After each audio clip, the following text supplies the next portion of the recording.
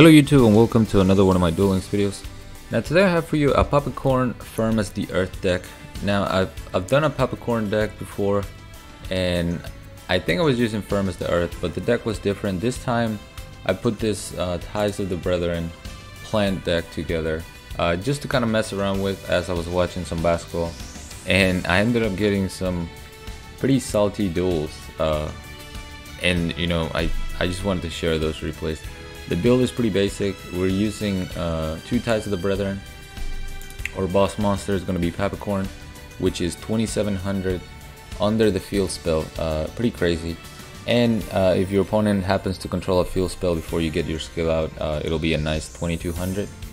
We have 1 gigantic Cephalotus, which is all I have. This was in the selection box. I hope this card returns soon because it's a pretty cool card. 1850 beater. That gains 200 attack each time a plant type monster is sent from the field to the graveyard. That includes tributing and stuff like that. It doesn't have to be destroyed. We're running Sylvan Blade Defender. I know, I'm running Sylvans, man. I can't believe it. It's a 1900 beater. Pretty nice card. And then 2 of the Sylvan Flower Knight, 1800 beater. And they're all level 4. So, which is what we need for the Ties of the Brethren. I like using their effects of, you know, when you normal summon this, you get to mill a card, or you get to excavate a card. If it's a plant, you get to mill it. And same goes for Blade Defender when it destroys a monster by battle. And I like doing that because once you swarm the board, which is what the deck wants to do, you really don't want to see more monsters in the hands. You want to run into your back. You want to draw into your back row. So that helps a little bit, but you know, not much. It's just a nice tech engine, I guess.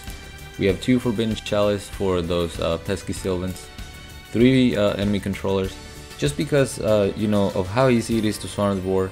You can always go for the econ cheese and win the game that way.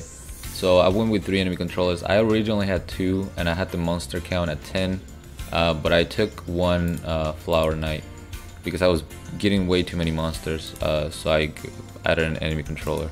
Plus we have the 2 Powerful Rebirth as backup monsters, so I think 9 monster works just fine. And then the Wall of These for the disrespect on the opponent. If they swarm the board and they attack into this, it's pretty much a auto win after that, and that's if they don't immediately quit. But yeah, pretty basic deck. I just wanted to show you guys some of these replays that I got. They'll be quick, most of them. It's just funny seeing people kind of rage towards this pretty basic beatdown deck. Going up against Meiko Tsunami first.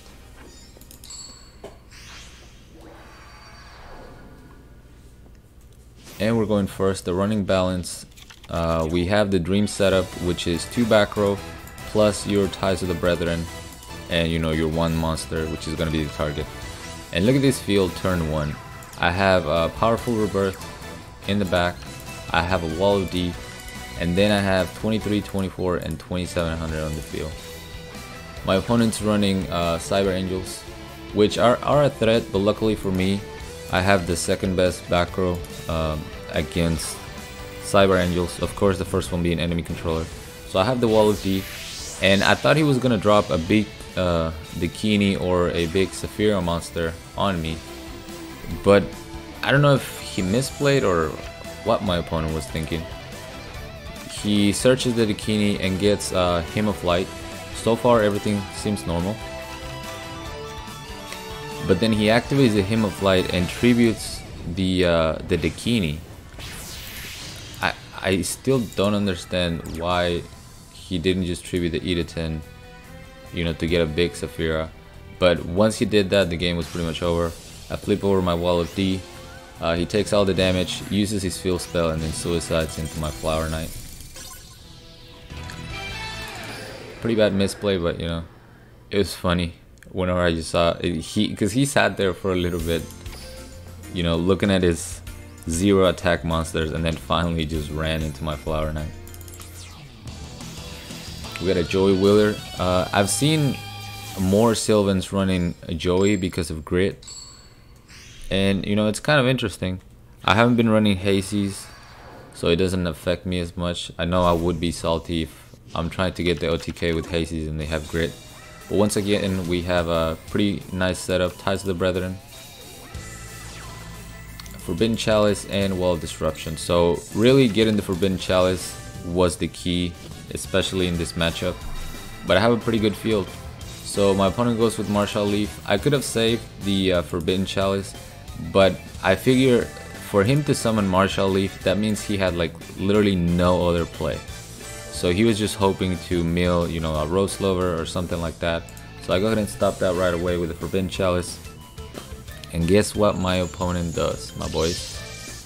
Scoop. That's right. Sylvans cannot take the Forbidden Chalice. And it's just hilarious to me. Jaden Yuki is next.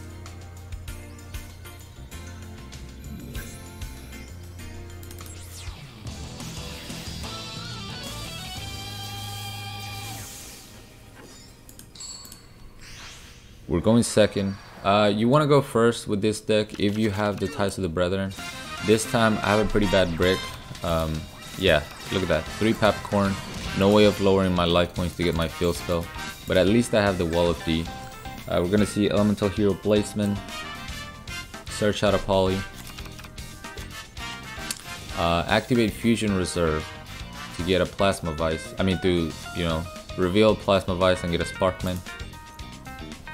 So he's gonna go turn 1 Plasma Vice on me. I see you, man. I like Elemental Heroes, man. I want them to get some more support. Like, I really wish I could play them more. We're gonna see the Vice destroy my plant. And I decide to take the damage here. I could have used Powerful Rebirth, brought out my plant, because Vice can't really beat it. But instead I took the damage so that I could get my field spell.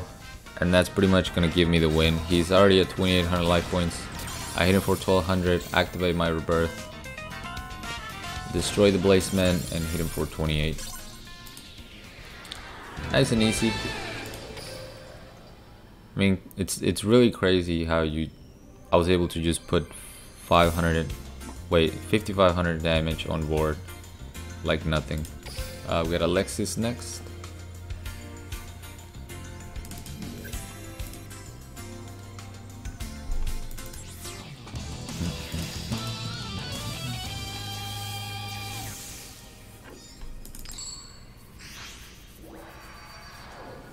I did say that someone suggested I played Mask Heroes, and I finally got my 3rd mask change. I had to literally buy the entire box. I was up oh, let me just comment because I think this one ends pretty quick.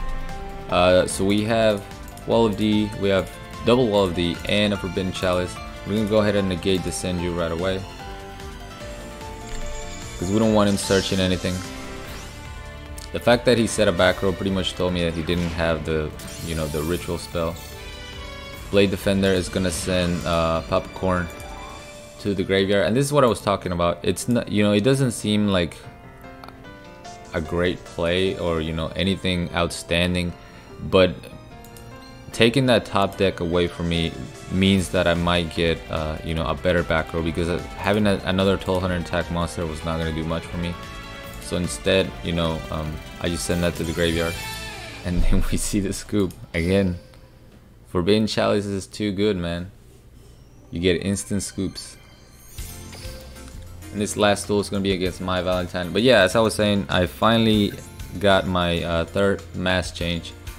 I was back up to like 2500 gems, and I was literally spending them 1 pack at a time. I was like, I don't want to spend any more gems once I get the 3rd mass change, and I had to spend every single gem I own.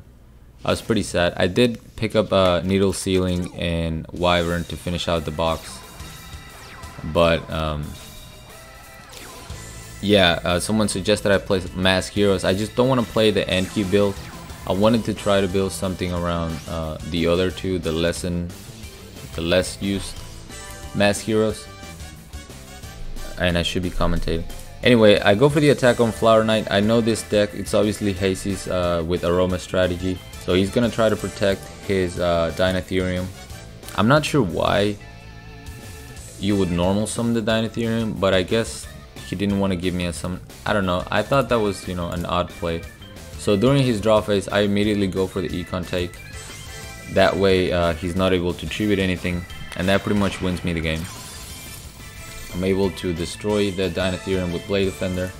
I have Forbidden Chalice, which doesn't really help me against Hasties since they can be targeted. But after I picked up the Wall of Disruption, I had my insurance. I hear for 1850.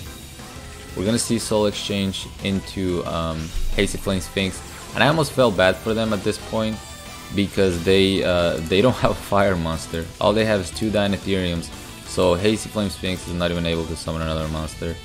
And at 1900, it's no threat to my Cephalotus, so they just scoop it up. It was a little sad to see the mighty Hasty Beast be defeated so easily. But yeah, I'm trying to figure out a build using the other mask heroes. I just haven't found something that works very consistent. But I just put together this so I could play something while watching some basketball, and you know, I found those replays funny. I don't know what you guys think. But anyways, thank you so much for watching. As always, like, comment, and subscribe if you want. Join my Discord if you haven't. The link will be down in the description, along with my PayPal link. If you guys want to support my channel, support my content, I really appreciate that. And till next time.